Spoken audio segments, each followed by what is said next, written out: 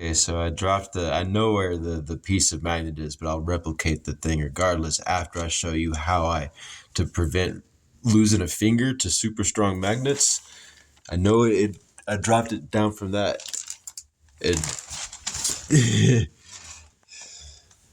so what really happened was I'm trying to find the stud or something to put a magnet on so I can.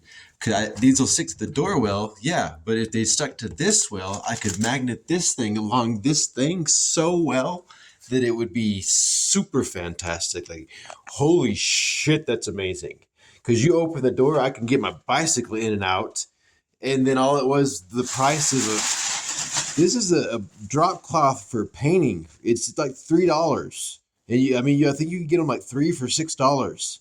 And then that was my poncho. It's actually got like it fits on this thing, and this holds them up. So then I've got these two to hang back here, and then if I have something to hold that up, I open the door, and the door I'll put something so it doesn't break the plastic. That's all it takes. And it will all that extra work. The literal stuff, like these things can be packed away when it's not cold. Or actually, they can be reused when it's hot because you'll want to use this on the hottest days. And I use this to block that section. And it blocks off this single room. And so I kept it about 74 this summer. And it kept this room about 68 because it's so warm outside of over there. Like I left the top gap about twice that. Not, and I would have left it about that probably, but about a two, about what? Okay, so not twice that. Twice that would be two, two. So don't use twos. Okay, so it would be 8, 4. So then 7/4. maybe 6/4. About 6/4 of that length. It was what I used, and it worked a treat. I have a piece of twine that's like it's the orange piece somewhere. It'll be up top, maybe or along that side over there. Yeah. Found. It's that spot in the middle. Well, so that was connected to. There was something over here. There's a small. There's a bit of tape, like you can see. Yeah, because I'm leaving the tape because there's no reason to remove that right now. And for whatever reason, they haven't scraped this popcorn bullshit off because they don't care about people's health. They want you to use inhalers. I've had to. So I left Texas. I used one of these total, like a prescription inhaler. And then this one, that's not a prescription inhaler. I did use a pill form of Primatene Mist because I knew that whenever and I used that sparingly actually. Like that was, instead of having an inhaler, I carried a few tablets of the Primatene Mist pills, and that worked for me. But since I've been here a year and a half, this one I'm too scared to use them completely. I need to use them up completely. I'm going to need one later. I don't need one right now, so don't take it right now. But this one, I took the counter of it off because I'm trying to get it's made so well, the clicker, that I'm having difficulty separating the contraption, which is fine. I'm not trash talking it at all. It's amazing. That's a good thing. Because if I can take my time and do it carefully enough and get it to where I can reuse it, I've got a decent clicker. And this continues to have, apologies for the flatulence, but that's what this is done virtually for. People will, oh, well, I can't watch that or read that now. Well, then have AI edit it for you to remove that sound that you disliked. And that's all you got to do. And then that way you're not making your problems my fault. Whew. I generally, so one of the goals in jail was if I farted, I try to suck up as much of the fart myself as possible, or I fart on the toilet. And I had some of the longest farts because I was able to keep that stuff in a bit, not because of me, but because of some things that I was doing outside of jail, and that habitually, like it put my body into the state like the mouse state of conservation, or the mouse state of excrete it all as quick as possible. I ended up using boogers, and not boogers. I used some snot, but a bloody snotty fingerprint. Like, they didn't ask where the blood's from. That's what they're supposed to do. Like, well, where'd you get the blood from? I picked my nose until it was a little bit bloody. Because then, like, okay, we finally got to where we could tolerate you.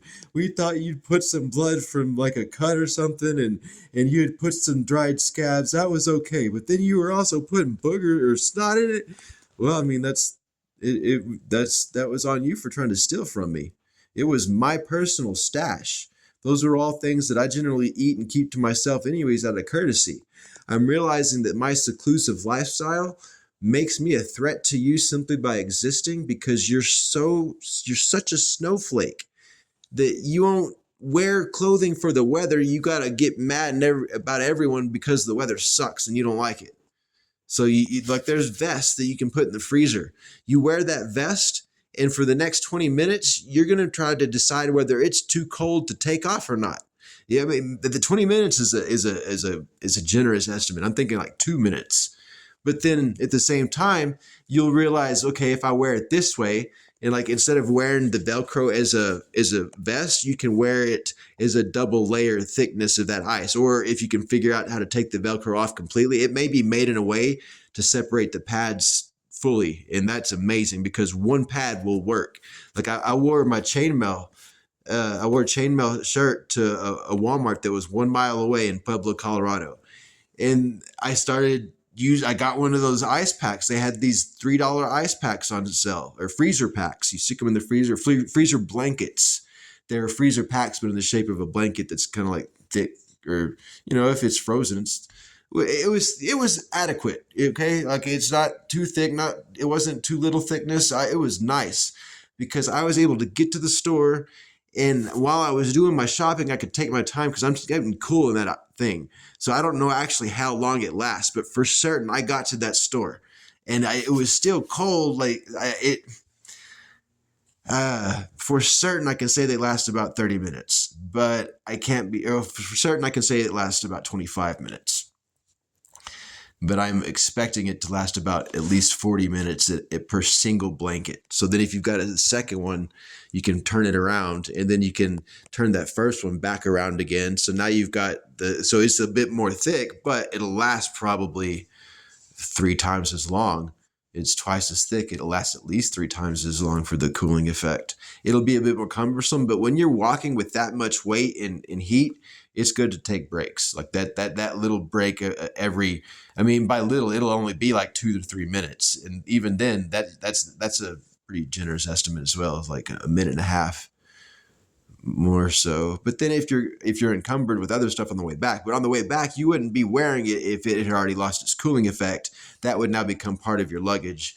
And while it would be a little bit more weight, you're on the way towards home, or towards your current place. You'll get through it because you've already managed to get the stuff. If you can't get to it correctly, you can leave half of your stuff. You can leave your stuff. That's not abandoning property.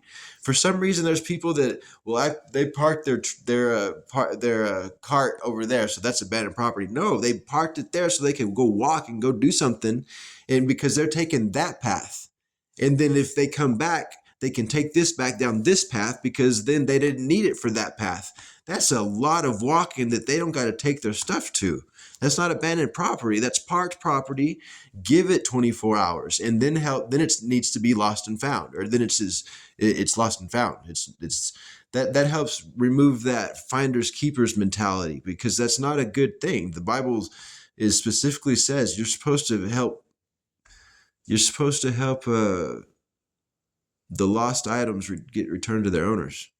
That's how the whole, well, by the age of 50, you'll have your property back. You'll have your inheritance back by 50. You don't have to nobody has to die for any of this stuff. You'll have your space to exist, at least, like, hopefully before. But yeah, that's kind of weird that Like, why are they trying to use that as, well, that gives us 50 years to see if we can make this education as cheap as possible. Oh, but I can put it up this way because that would work. That's nice. Okay, nice. Okay. This is nice because I can put this on here, and then I can put the poncho on over those with some different magnets. Oh, okay. And then that'll also help add to the stability of these magnets. Okay. Those gotta remain over here though. Okay. Gonna do that for a moment. I can do it back here, I guess, but whatever. Yeah, you're not required to be so loud. If you're required to be that loud with that device is required to not be near in this area. This is a classy place. Y'all need to go to Waffle House. Y'all wouldn't survive Waffle House yet.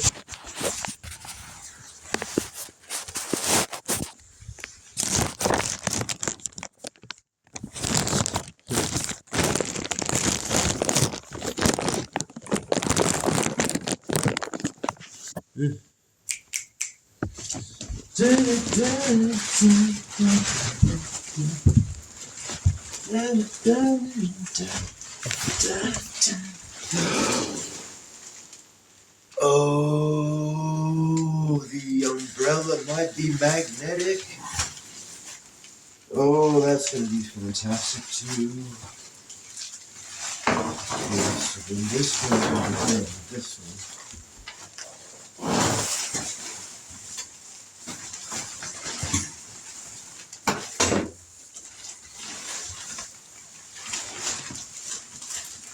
Nope. This one goes over here. Actually, both of them do. Okay. Oh no, first with this one. Okay.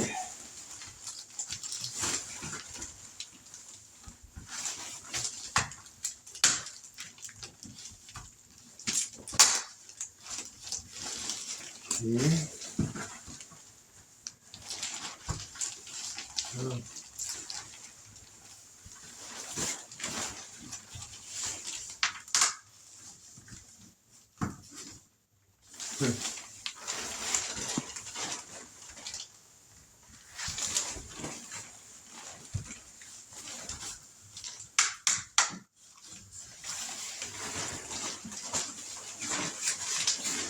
Okay. So now, screw for posterity.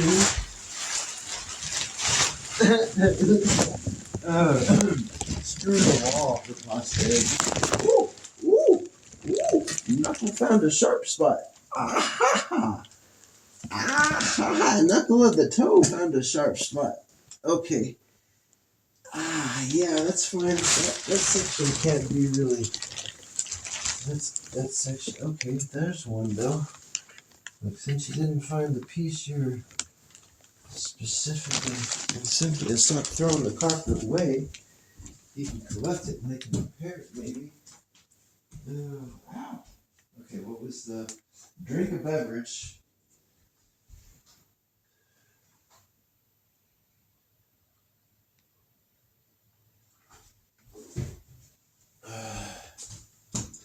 How is this a calendar?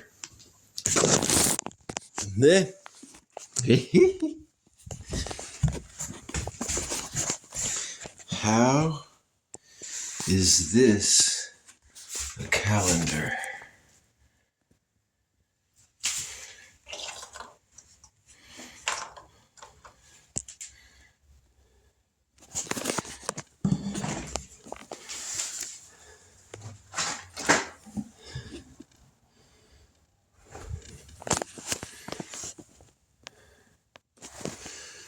I'll give you a hint.